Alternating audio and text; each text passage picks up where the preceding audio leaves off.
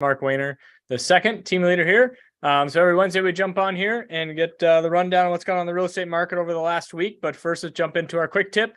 So when we're talking about affordability and looking at our monthly payments, my quick tip this week will give you the 12-month average of that house or that property that you're looking at. Ultimately, yes, it's dependent upon they wanted to keep their thermostat and how much they wanted to water their grass and what their utilities are. But simply, you just call the number, go to the customer service. I usually just hit the talk to a representative, and then just say, hey, I got, we just want to get a 12-month average on 1234 Main Street.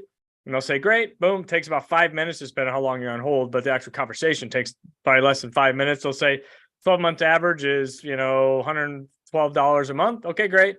So that way you at least you have somewhat of a frame of reference, because ultimately when you're looking at those houses, depending on when those houses were built, was energy efficiency a main thing in that era when they were building those houses. So, I looked at different areas of town and the building products and things like that. So that'll give you a good idea. So when you're kind of looking at as you start looking at houses, maybe you do those on the first couple that you look at. If you're looking at houses, similar build, you're going to probably have similar utilities in those areas. So you can kind of have a good idea of what your mortgage payment is going to be, your principal and interest, your taxes, and then ultimately, what your utilities are and kind of get a good idea for what makes sense for you. The other thing is I talked about, I guess maybe our quick tip for next year, I was thinking of property taxes, since those valuations went up. When you're looking at the MLS, because I've done this for like the contracts I've been writing this week since the wells went up.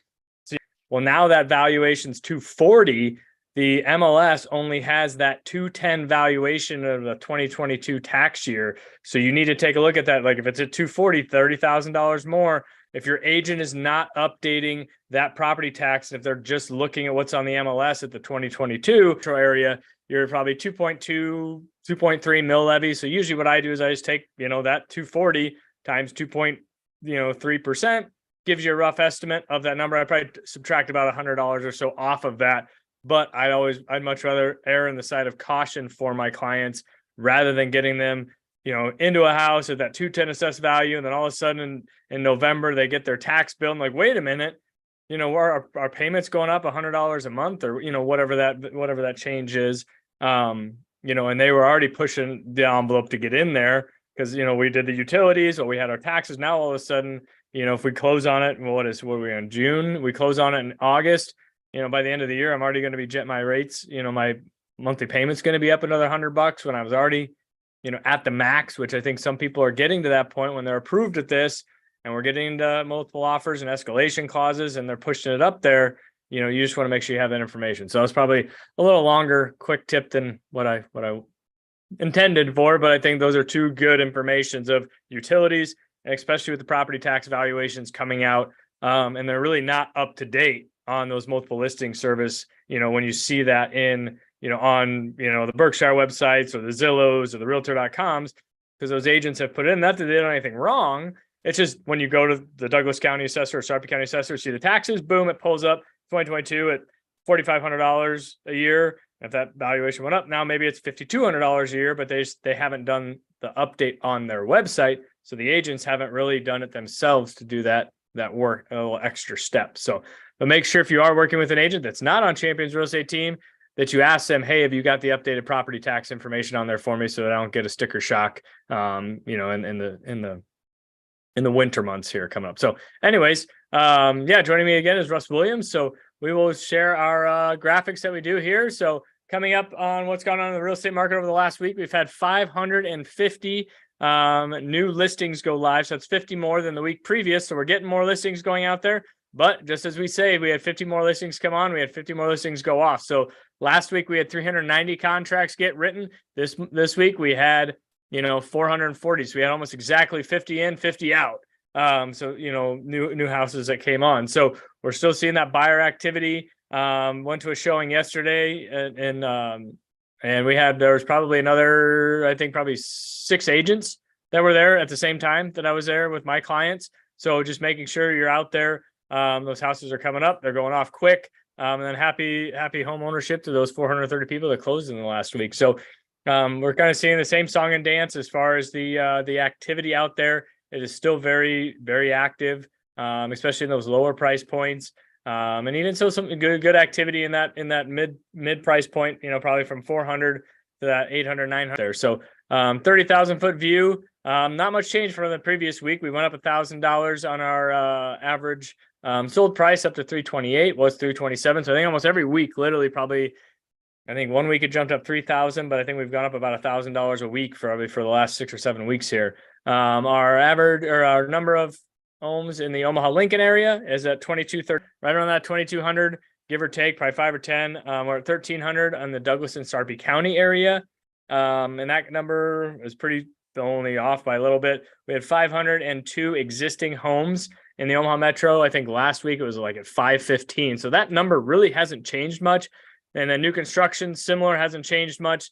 Months of inventory stayed the same the previous week. But like I said, when we go back to that previous graphic, we had 550 homes that have come on the market, but we also had 50 more, 440 go off the market. So these numbers on this graph really aren't changing too much, or the graphic here, but it's giving us a 30,000 foot view of what we're seeing. But the number you should be looking at is that week to week number. When people are saying, well, there's not much inventory. Well, there is inventory. It comes on 1 week and goes off. But if you're looking at the 30,000 foot view, you're not seeing that microcosm of the activity. It's just like being 30,000 feet up. Those cars don't look like they're moving very fast, but if you get down on the ground, those cars are moving fast. And that's basically kind of how our market's working right now. When you get on the ground level and you're looking at it, it's going crazy. But that's also what we're seeing from a national perspective, or even just our local media puts out, well, hey, there's a low inventory. Nothing's moving. Well, they're not in there day in and day out. So if you're looking to get in a home, I don't necessarily see that trend slowing down anytime soon. Just a simple economic supply and demand. Some people are like, well, it's going to slow down in the fall. I think we're honestly going to pick up in the fall. I think we're kind of getting, just talking at our mastermind meeting last week, our pendings and stuff are starting to pick up, and I think that realization of where the interest rates are going to be at for a little while. And obviously we're seeing our houses go up $1,000 every single week. It ain't getting any cheaper out there from that perspective of it. So, but yeah, let's jump in. I know Russ had some good information before we jumped on here about the old Fed. Their meeting was today, so I'm sure he'll touch on that. So you're on mute here, Russ, but makes their decisions, the current Fed governors anyway. It's important to note that a lot of the data that the Fed looks at is backwards, meaning they're looking at the last 12 months as opposed to what is the current trend. And the reason why I bring that up is the Fed ended today their 2-day open market committee meetings, meet every 6 weeks. And as expected, they paused their interest rate hikes. They've been hiking for 10. And the reason why they do that, folks, is to try to bring inflation down. We all know when we go to the grocery store, gas station, inflation back under control. And one of the things that we watch would be the retail and wholesale inflation reports. Those actually came out this week. They come out the first couple of weeks of each month for the prior month. And this was the 11th straight month where the inflation numbers year over year are down. Mind you, the Fed today in their meeting, even though they didn't raise rates, they indicated that they plan to raise the rates 2 more times this year. We're already winning the battle against inflation. It is coming down. If you raise 2 more times, that could have the impact of kicking us into a significant recession and a significant economic slowdown. So my gut tells me, and I hope I'm right here, that over the next 6 weeks, as data comes in before the next Fed meeting, that they'll look at the data and realize that maybe they don't have to do that. Certainly, we have the non-farm payroll report that comes out the first Friday of every month. We'll be watching for some softening there, which will be favorable to mortgage rates.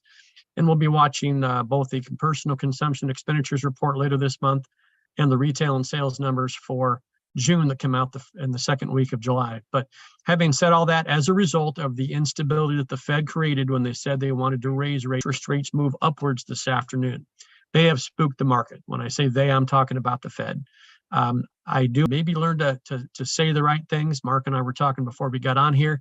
The Fed at this long time in spooking the markets, and that's exactly what they did today. Once this all gets digested and we start going back to looking at technical data and seeing that inflation is improving, mind you, the wholesale inflation this morning was actually under 2%, which is, folks, just be patient. Rates will come down. What I would tell you, though, is there are a lot of folks out there that may be looking at these rates thinking, I want to wait till rates come down.